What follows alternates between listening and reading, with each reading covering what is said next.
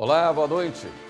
O Supremo Tribunal Federal vai decidir se o Tribunal de Segunda Instância pode determinar novo júri caso a absolvição do réu tenha ocorrido em suposta contrariedade à prova dos autos.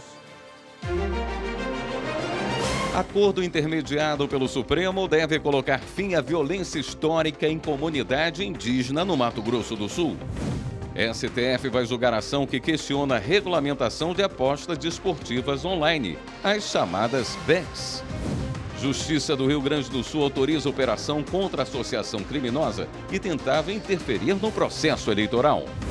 Partido Progressistas entra com ação no Supremo contra a lei que permite ao Tesouro Nacional se apropriar de valores esquecidos em contas bancárias. O Jornal da Justiça desta quinta-feira, 26 de setembro, começa agora.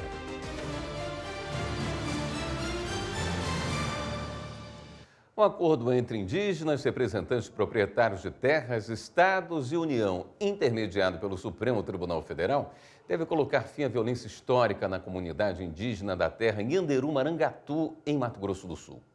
Acompanhe na reportagem de Carolina Chaves. Os termos da conciliação foram definidos em audiência convocada pelo ministro Gilmar Mendes, relator do mandado de segurança que discute a disputa de terras em Mato Grosso do Sul. O processo em questão foi apresentado por pecuaristas e agricultores da região em uma operação questionando um decreto de 2005 que declarou a área de posse permanente indígena. A terra Nhanderu Marangatu está localizada na zona rural do município de Antônio João, a 319 quilômetros da capital Campo Grande. Na área de 9.000 hectares vive a comunidade Guarani Kaiowá, com 1.349 indígenas, segundo o censo de 2022 do IBGE. O povo indígena da terra Nhanderu Marangatu e fazendeiros vivem em conflitos por posse da terra. A mais recente, um indígena de 23 anos foi morto durante confronto com policiais militares do Mato Grosso do Sul em uma operação pela retomada da terra. O acordo no Supremo veio para acabar com esses conflitos. A audiência realizada no Supremo teve a presença de proprietários das terras, lideranças indígenas, representantes da FUNAI, da AGU, do Ministério dos Povos Indígenas e do Governo do Mato Grosso do Sul. O acordo determina o pagamento imediato de indenização aos proprietários de quase 28 milhões de reais referentes às benfeitorias na terra, a ser realizado pela União. O valor será dividido para 11 fazendeiros. Esse montante será pago por meio de crédito suplementar do orçamento federal. Após esse pagamento, os produtores rurais deverão deixar a área em até 15 dias corridos e a comunidade indígena poderá ocupar a terra. A União ainda terá que indenizar o valor da terra nua. O montante ultrapassa os 102 milhões de reais, que será pago por meio de precatório. O estado do Mato Grosso do Sul concordou em antecipar o valor de 16 milhões de reais via depósito judicial para pagar a indenização pela terra nua. O acordo ainda prevê a extinção sem resolução de mérito de todos os processos em que tramitam na Justiça envolvendo disputas da terra indígena Nhanderu Marangatu. Os indígenas e proprietários ainda concordaram em realizar uma cerimônia religiosa e cultural no local onde o indígena morreu durante um confronto na região na semana passada. E antes de chamar a pauta para o julgamento na sessão de hoje do Supremo, o decano da Corte, o ministro Gilmar Mendes, falou sobre o acordo. Ontem, após muitas conversas, sucessivas sessões de conversas, nós conseguimos um acordo envolvendo uma terra de 10.000 hectares, mais ou menos, no Mato Grosso do Sul. Acordaram a União, o Estado do Mato Grosso do Sul e também as comunidades indígenas para que se faça a indenização da terra nua e também das benfeitorias úteis. Recentemente, aqueles que acompanharam os episódios lá existentes sabem que havia um conflito armado e 3 índios, pelo menos, tinham falecido nos últimos dias, de modo que eu gostaria de dar essa boa notícia que já traduz um pouco o entendimento que o Tribunal adotara no que diz respeito à chamada revisão do marco temporal com possibilidade de indenização. Os litígios estruturais vão ser tema de um seminário internacional no Supremo Tribunal Federal. O evento está marcado para o dia 7 de outubro, a partir das 9 horas da manhã e é aberto ao público. As inscrições estão abertas e podem ser feitas por meio de um formulário encontrado no portal do STF na internet. Os litígios estruturais são uma experiência nova na justiça brasileira. Eles representam ações nas quais se busca enfrentar uma violação massiva de direitos que não resulta de um único ato do poder público, mas de um conjunto de ações e omissões de diferentes autoridades e até de diferentes instâncias de governo. Um exemplo são as recorrentes violações de direitos fundamentais no sistema carcerário do país. O Supremo Tribunal Federal vai julgar uma ação que questiona a regulamentação das apostas esportivas online, as chamadas bets. Repórter Manuela Borges tem os detalhes. A chamada Lei das Bets foi aprovada pelo Congresso Nacional e sancionada pelo presidente Lula em dezembro do ano passado, após uma intensa mobilização do governo. Em julho de 2023, o Executivo apresentou uma medida provisória que tem efeitos imediatos para regulamentar o setor. Na ocasião, o Ministério da Fazenda estimou arrecadar algo em torno de 6 a 12 bilhões de reais por ano.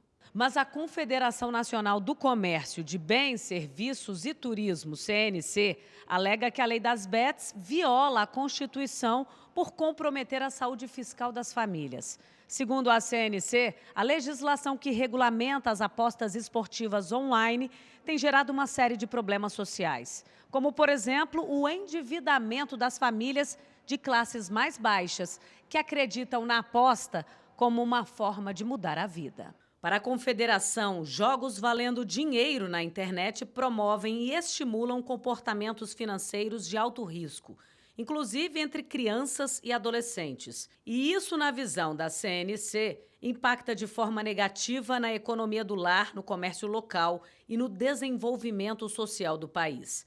De acordo com a Confederação, a liberação das apostas na internet também afeta diretamente o SUS, por comprometer a saúde mental dos apostadores.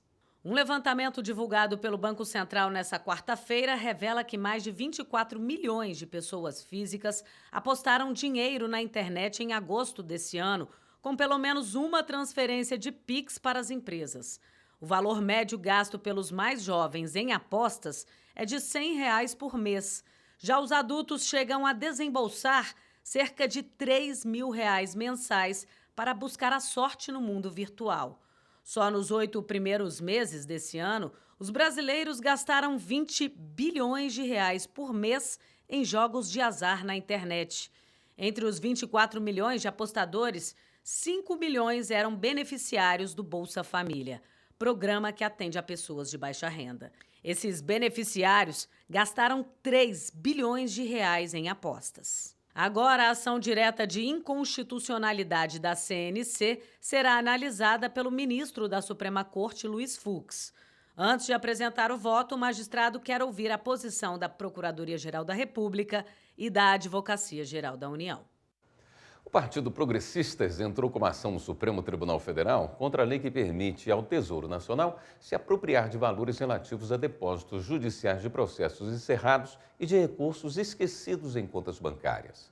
Acompanhe os detalhes na reportagem de Carolina Chaves. A lei foi sancionada este mês pelo presidente da República, Luiz Inácio Lula da Silva, como uma das medidas para compensar as perdas na arrecadação com a prorrogação da desoneração da folha de salários para 17 setores da economia.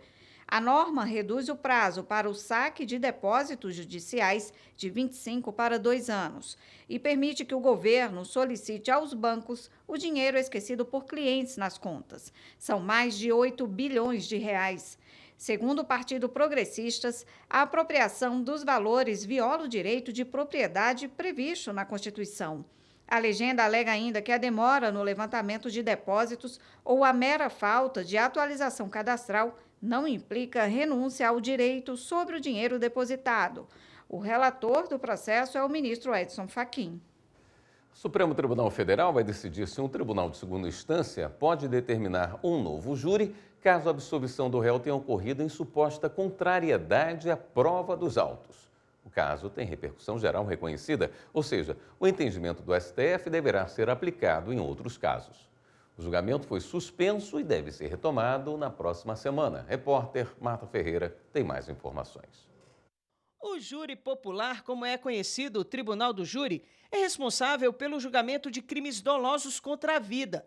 Previsto na Constituição, ele é composto por um juiz de direito, que é o presidente, e um conselho de sentença composto por 7 jurados, que são pessoas da sociedade que decidirão condenar ou absolver os réus.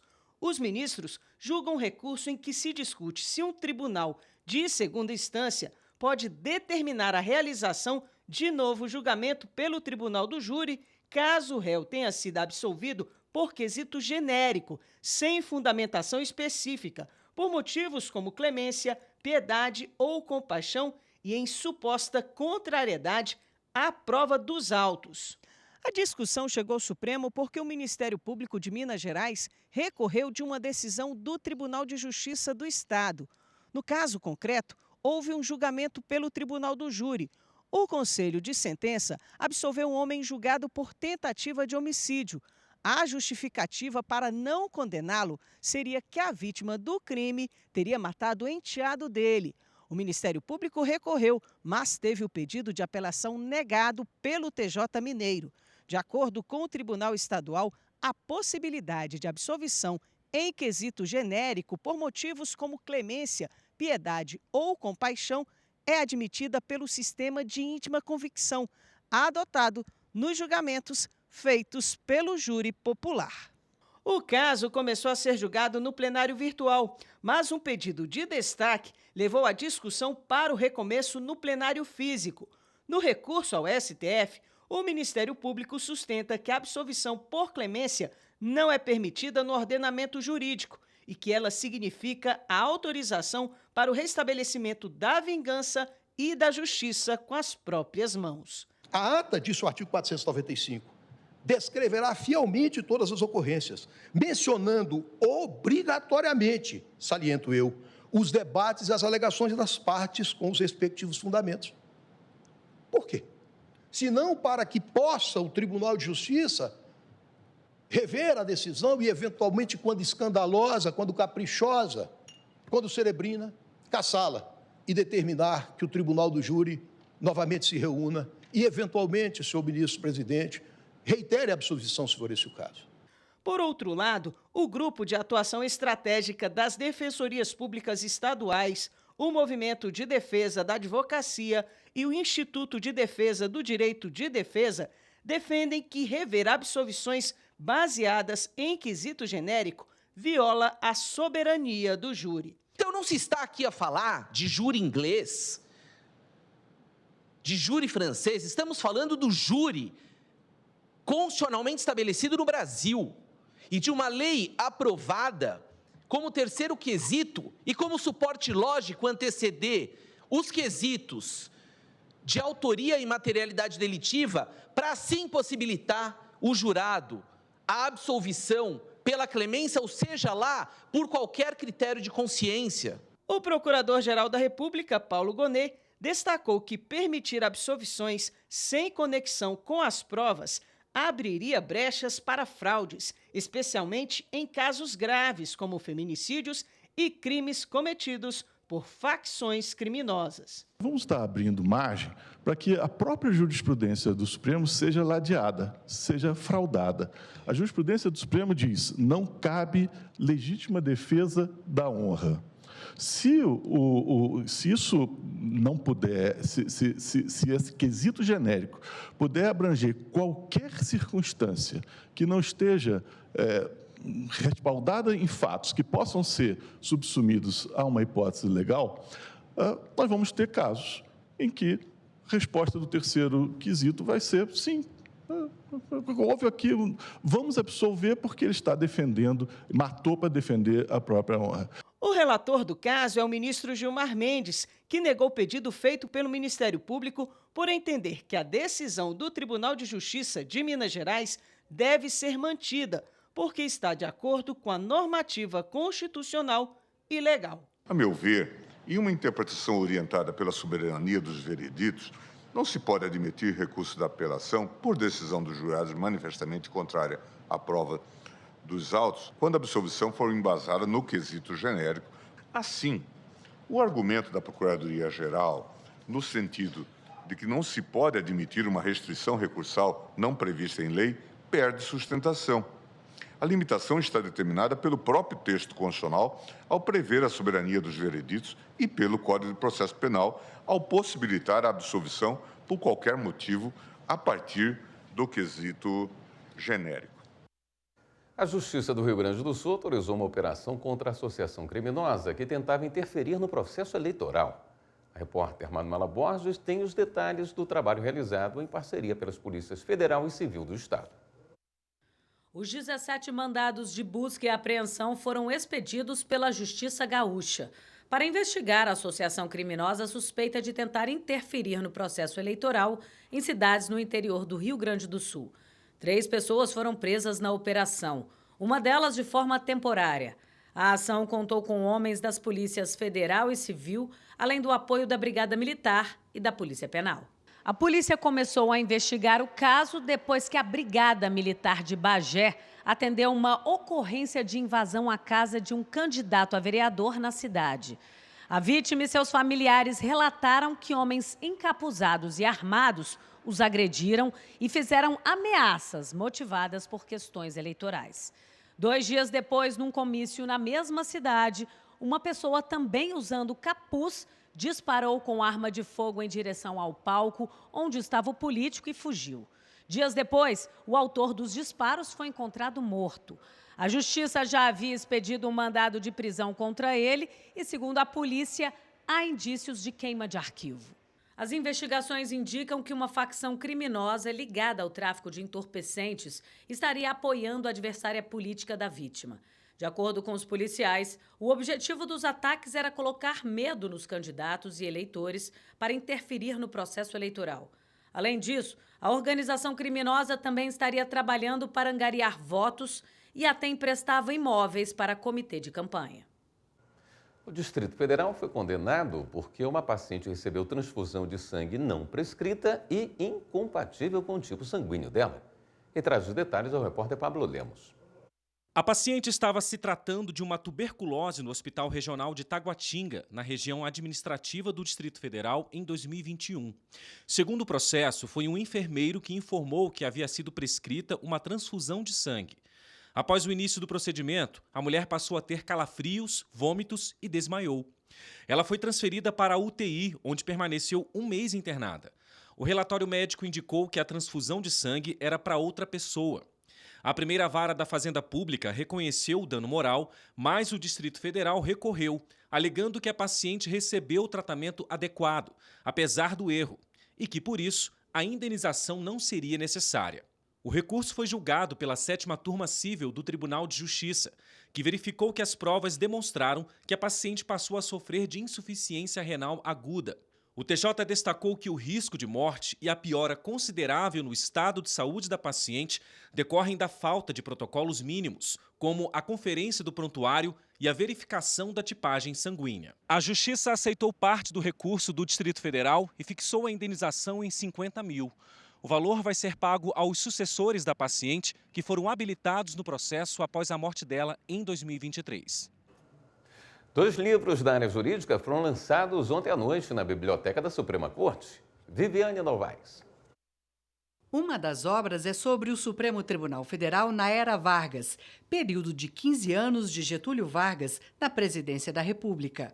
O prefácio foi escrito pelo ministro Luiz Fux. Esse termo, Supremo Tribunal Federal na era Vargas, exige uma compreensão, como coloquei no prefácio dela, uma compreensão histórica desse período, que não foi qualquer período, exigindo sensibilidade, que é o que ela mais tem, para transmitir as lições extraídas dos acontecimentos estudados com fidelidade e, acima de tudo, honestidade intelectual. A autora do livro, Carla do Nascimento, é assessora do ministro Luiz Fux. Ela diz que o ex-presidente teve uma postura autoritária em relação ao STF. Quando Getúlio Vargas toma o poder com a Revolução de 1930, ele já toma algumas medidas de chamado empacotamento, né, da corte. Ele demitiu ministros, aposentou compulsoriamente, reduziu o número de ministros da corte de 15 para 11 membros, que é o número que nós temos hoje.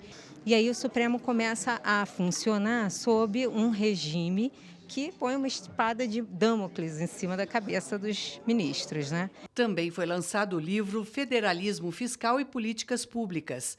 A obra foi escrita por 3 doutores em Direito Econômico e de Estado. Um deles é assessor do ministro Edson Fachin. Lucas Bevilacqua lembra que a federação teve uma prova de fogo durante a pandemia de coronavírus, quando o Supremo deu autonomia aos estados para algumas decisões. Nós tivemos a Federação Brasileira sob uma prova de fogo na pandemia e sob o risco de incorrer num clichê, a saúde venceu e a federação venceu. Porque o Supremo Tribunal Federal foi uma tábua de salvação para a conferência de autonomia aos entes federativos. A seguir, Superior Tribunal de Justiça concedeu uma liminar para proibir o lançamento de faltas injustificadas na ficha funcional dos servidores grevistas do INSS. E a homenagem do STJ pelo Dia Nacional dos Surdos.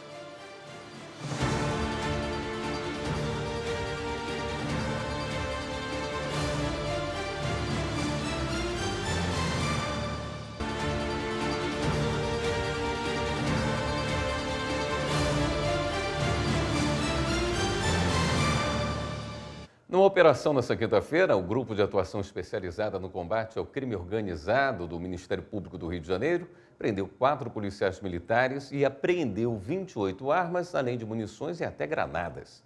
17 PMs foram denunciados por envolvimento com milícias. Repórter Viviane Novaes tem as informações. A operação cumpriu 37 mandados de busca e apreensão em endereços ligados a 17 policiais militares denunciados por envolvimento com milicianos. Um subtenente foi preso em flagrante com munições e 2 pistolas com numeração raspada. O GAECO também apreendeu R$40 mil em dinheiro e anotações na casa de um cabo na Ilha do Governador, na zona norte do Rio. Segundo o Ministério Público do Rio de Janeiro, os policiais tinham ligação com um grupo criminoso que atua na comunidade Batomuxi, em Jacarepaguá, na zona oeste da capital. As investigações mostram que os PMs forneciam informações sobre operações policiais às milícias, negociavam a venda de armas e munições e atuavam como motoristas dos milicianos no deslocamento entre várias comunidades. Eles vão responder por associação criminosa para a prática de milícia, extorsão, comércio ilegal de armas e corrupção passiva. Um dos envolvidos é coronel da PM. A promotora de justiça, Tatiana Casires, disse que, a pedido do Ministério Público, a Auditoria da Justiça Militar determinou a suspensão da função pública dos denunciados. Foi requerido e deferido pelo juízo a suspensão das funções, do exercício das funções, pelos 17 denunciados, bem como a suspensão do porte de arma de fogo funcional e pessoal desses indivíduos. O Centro de Divulgação das Eleições 2024 foi inaugurado hoje no TSE. Quem acompanhou foi a repórter Larissa Batista. O Tribunal Superior Eleitoral inaugurou o Centro de Divulgação das Eleições 2024 nesta quinta-feira. O espaço é destinado a jornalistas que vão cobrir a contagem dos votos e a apuração dos resultados no dia da votação. É esta a sala reservada para a imprensa no 3º andar da sede do TSE em Brasília. Conta com rede de internet, estações de trabalho, uma área para entradas ao vivo. O objetivo é centralizar as atividades dos profissionais da comunicação para que eles levem as informações à população de forma rápida, clara e objetiva. Para utilizar o espaço, os veículos de comunicação e profissionais de imprensa precisam fazer um credenciamento entre os dias 26 de setembro e 3 de outubro, na página do CDE na internet. A presidente da Corte, ministra Carmen Lúcia, reforçou o papel fundamental da imprensa na divulgação de informações seguras sobre as eleições municipais de 2024. Estarão inteiramente disponibilizados para que os jornalistas todos possam trabalhar, enfim, e exercer essa tão importante função que é de informar. Não há eleições democráticas sem imprensa livre, independente, para que, então, esta importante função seja levada a cada eleitor brasileiro. O CDE 2024 funcionará de segunda a sexta-feira, das 8 da manhã às 8 da noite. Nos dias 5 e 26 de outubro, estará aberto das 10 horas da manhã às 5 horas da tarde. E nos dias 6 e 27 de outubro, primeiro e segundo turno das eleições, o funcionamento será ampliado das 7h30 da manhã às 10 horas da noite. A Justiça Eleitoral tem uma nova corregedora-geral que assumiu o cargo nesta quinta-feira. Daniela Ramalho. A ministra Isabel Galotti tomou posse no cargo de Corregedora-Geral da Justiça Eleitoral em solenidade realizada na sede do Tribunal Superior Eleitoral. Galotti vai exercer o cargo até 2025. Declaro aceitar o cargo de Corregedora-Geral da Justiça Eleitoral, para o qual fui eleita, e prometo bem e fielmente cumprir os respectivos deveres e atribuições em harmonia com a Constituição e as leis da República. Declaro empossada no cargo de Corregedora-Geral da Justiça Eleitoral do Brasil, Sua Excelência, a senhora ministra Isabel Galotti. De acordo com o Código Eleitoral, o cargo é ocupado por um representante do Superior Tribunal de Justiça. A Corregedoria-Geral é responsável pela fiscalização dos serviços eleitorais em todo o país e pela orientação de procedimentos e rotinas em corregedorias e cartórios eleitorais. Também é função da Corregedoria-Geral gerenciar o cadastro eleitoral.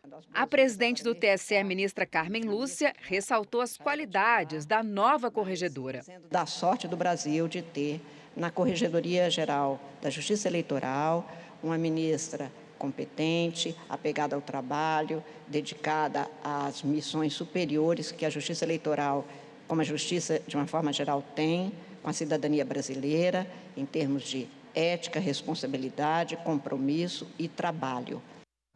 Hoje, 26 de setembro, é o Dia Nacional dos Surdos. Uma oportunidade para homenagear os 134 colaboradores surdos do Superior Tribunal de Justiça. O trabalho deles foi fundamental para a transição digital da Corte. Repórter Marina Campos.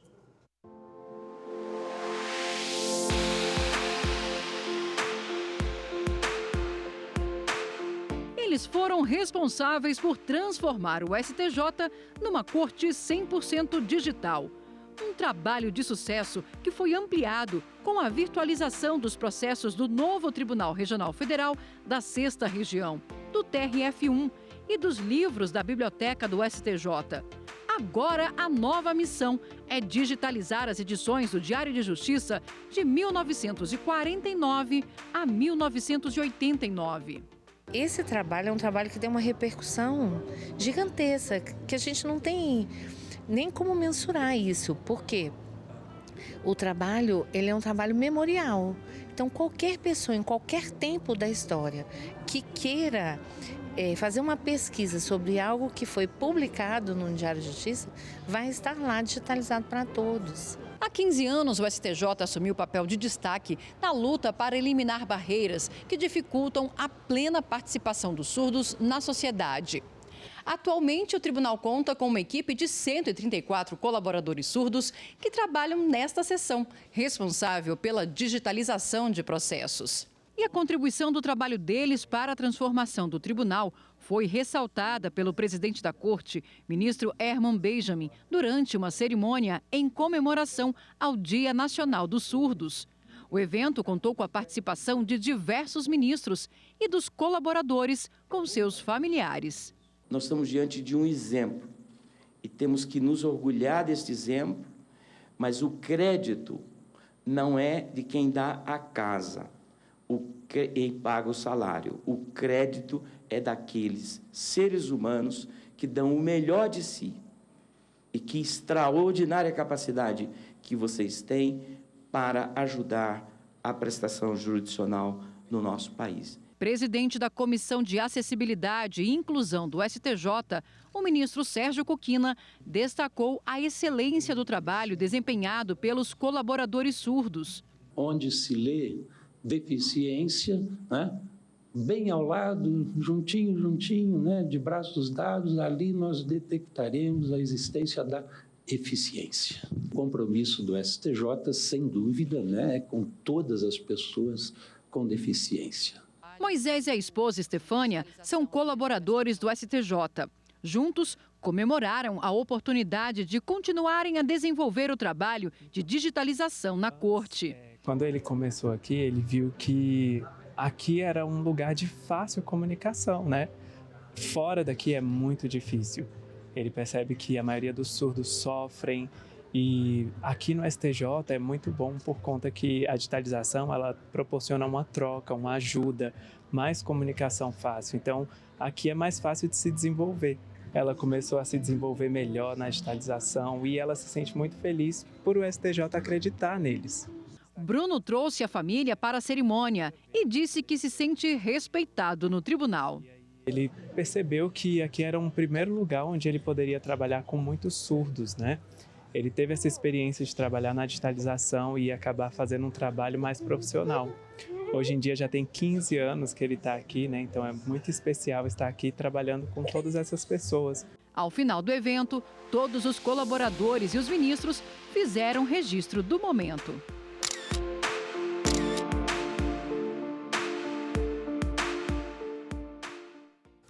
E uma última notícia. O ministro Gurgel de Faria, do Superior Tribunal de Justiça, concebeu uma liminar para proibir o lançamento de faltas injustificadas na ficha funcional dos servidores grevistas do INSS.